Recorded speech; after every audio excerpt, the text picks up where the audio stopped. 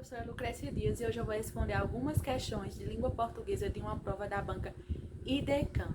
Para mais informações, olhe a descrição do vídeo, deixa o like e comenta o que você achou da aula. Então, gente, como eu havia falado, a gente vai responder algumas questões de uma prova da banca IDECAM, nível superior. Essa banca vai fazer o concurso da cidade de Campina Grande, aqui na Paraíba. E antes de mais nada, eu queria dizer que quem quiser aula particular, entre em contato comigo através do número que está aqui na descrição do vídeo. Deixe o like, comente, porque isso vai me animar para eu continuar a gravar vídeo para vocês, já que é uma mão de obra danada. Eu estou aqui já a 10ª tentativa, mas bora lá, que dessa vez sai em nome de Jesus. Primeiro capítulo, ou capítulo 1, óbito do autor. Algum tempo hesitei se devia abrir estas memórias pelo princípio ou pelo fim, isto é, se poria em primeiro lugar o meu nascimento ou a minha morte. Suposto uso vulgar seja começar pelo nascimento, duas considerações me levaram a adotar diferente método. A primeira é que não sou propriamente um autor defunto, mas um defunto autor. Para quem acampa foi outro berço. A segunda é que o escrito ficaria assim, mais galante e mais novo. Moisés, que também contou a sua morte, não pôs no introito, mas no cabo. Diferença radical entre este livro e o Pentateuco.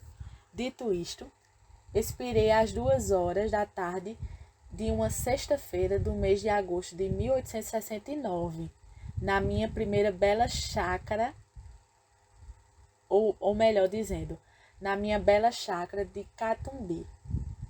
Tinha uns 64 anos, rijos e prósperos. Era solteiro. Possuía cerca de 300 contos e fui acompanhado ao cemitério por 11 amigos. 11 amigos. Verdade é que não houve cartas nem anúncio. Acresce que chovia. Peneirava uma chuvinha miúda, triste e constante.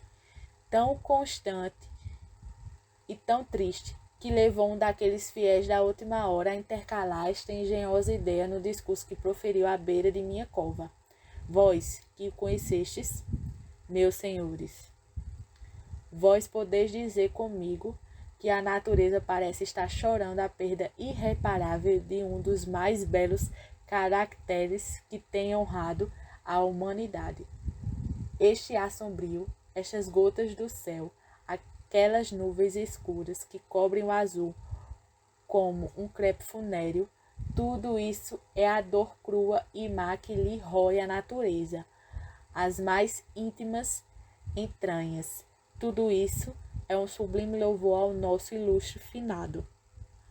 Bom e fiel amigo, não me arrependo das 20 apólices que lhe deixei. Machado de Assis, simplesmente o maior que temos. Memórias Póstumas de Brás Cubas, né? Um trecho aí do romance de Machado de Assis. Então, bora lá para a questão 1. O gênero textual romance possui características predominantemente narrativas. No inserto acima, a sentença linguística que não consigna essa afirmação e que, por isso, possui natureza mais descritiva, predominantemente é. Primeira coisa que a gente tem que ter em mente, que romance não é história de amor, não no que se refere ao gênero textual, ok? O romance é narrativa longa, assim como o conto é a narrativa curta. Claro que uma narrativa longa pode ser muito bem uma história de amor, mas não é isso que a gente tem que colocar na cabeça. Porque a gente tende a achar que a banca já começa errando no enunciado da questão. Não, ok? Isso pode nos confundir porque a gente acaba atrelando uma coisa à outra. Mas a gente tem que ter em mente que romance é narrativa longa. Narrativa, muito importante salientar, que é quando se conta um fato, se conta uma história, diferentemente da descrição, né? Que vai utilizar aí, vai se lambuzar, digamos assim, dos adjetivos. Não necessariamente uma coisa anula a outra. Uma narração pode ter uma descrição, mas nesse caso aí ele quer a parte que tenha mais descrição, ou seja, mais adjetivos. Então vamos lá para letra A. Algum tempo hesitei se devia abrir estas memórias pelo princípio ou pelo fim. Linha 1. Tem descrição aí? Absolutamente. B. Suposto uso vulgar, seja começar pelo nascimento. Tem descrição aí? Negativo. C. Tinha uns 64 anos, rijos e prósperos. Perfeito. Bingo. Rijos e prósperos. Adjetivos que estão descrevendo os anos que o falecido tinha. Então, a resposta até então é letra C. Mas sigamos, vamos ver o resto. Moisés, que também contou a sua morte, tem descrição aí? Não. Verdade é que não houve cartas nem anúncios. Tem descrição?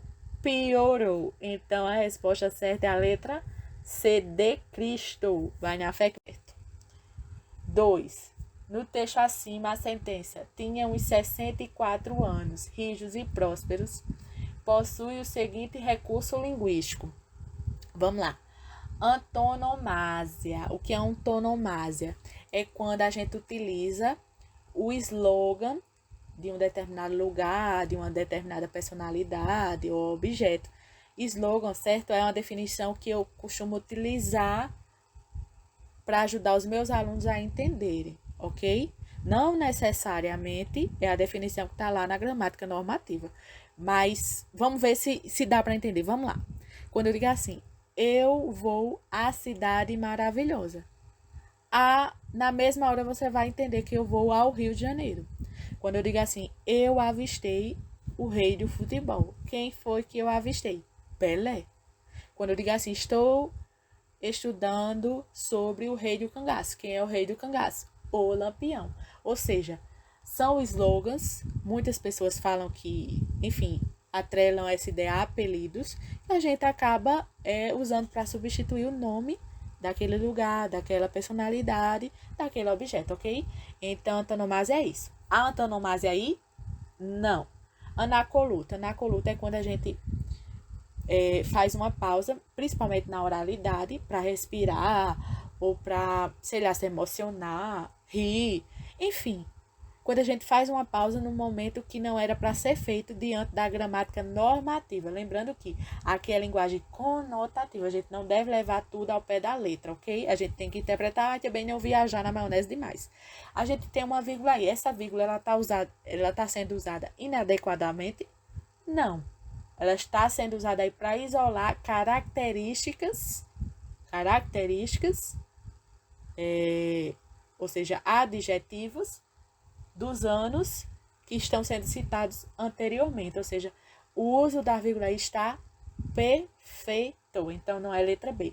C, modalização. O que é modalização? É quando o narrador, como é o caso, dá uma opinião. Essa opinião pode ser explícita ou implícita. Quando ele diz assim, tinha uns 64 anos, rijos e prósperos. É uma opinião? Com certeza. Então, a resposta certa aí é letra C. Mas vamos ver a D?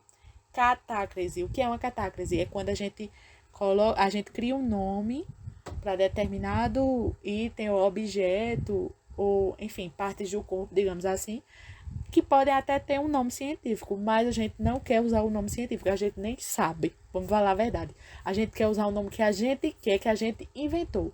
Por exemplo, batata da perna, maçã do rosto, braço da cadeira, perna da cadeira. Ou seja, a gente inventou, a gente manda e a gente usa até na hora que a gente não deve, mas a gente vai continuar, porque a gente é rebelde. Então, não é letra D, é paranomásia.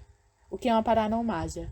É quando a gente utiliza palavras parônimas, ou seja, que tem a grafia e o som parecido para dar uma musicalidade ao nosso texto. Muito utilizado em poemas e canções. Como a gente pode ver, não é poema nem canção. Então, não pode ser letra E, é letra C. Mais uma vez, C de Cristo. 3. No excerto acima, a sentença linguística. Moisés, que também contou a sua morte, não a pôs no introito, mas no cabo. Diferença radical entre este livro e o Pentateuco, linhas 4 e 5. É reproduzida pelo narrador por meio do seguinte mecanismo: performance absolutamente. B. Polissemia. O que é polissemia? Quando uma palavra ou um enunciado tem duplo ou até triplo sentido. Enfim, vai depender do contexto. a gente percebe aí que não tem duplo sentido, né, nesse enunciado. Intertextualidade. O que é intertextualidade? É quando eu trago um texto, mesmo que indiretamente ou diretamente, enfim, vai depender aí do gênero textual, para dentro daquele texto que está sendo analisado ali naquele momento. Moisés, que contou sua morte, é fragmento, é uma parte de que texto? Do texto bíblico. Então, há sim intertextualidade. Ele traz um texto bíblico, né, uma história bíblica para o texto dele. Então, a resposta certa, mais uma vez, olha que coincidência, C de Cristo. D, estruturação sintática, absolutamente nada a ver. Até porque se a gente fosse analisar, ia ser moído, viu? A gente não ia sair daqui nem tão cedo.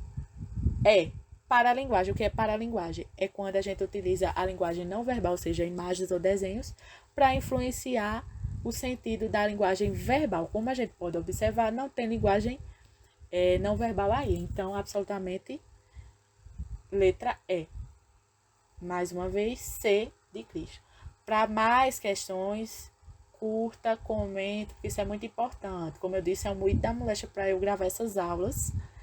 Não é fácil porque meu computador, enfim, rebelde também. Mas se vocês comentarem e curtirem, eu vou gravar mais questões sim. E até o próximo vídeo. Beijo!